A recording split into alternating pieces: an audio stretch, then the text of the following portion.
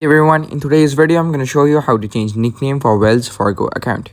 So in this video I will be specifically discussing the steps and in the order that you will need to conduct them to change your nickname on your Wells Fargo account.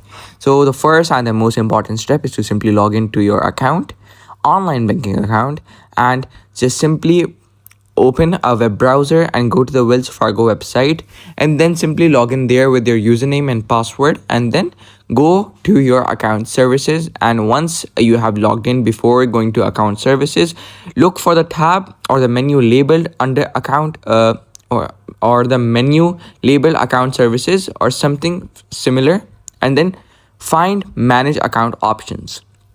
Okay, so log into your Wells Fargo account, go to the website, again log in basically with your username and password, and go to your account option and find manage account option.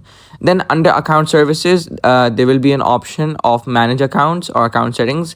Click on that and then select the account you want to rename or give the nickname for.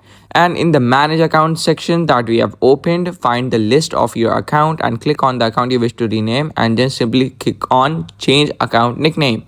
Then simply click on this option, enter the new nickname, and just simply save changes. And before that, simply verify the changes and then click on OK.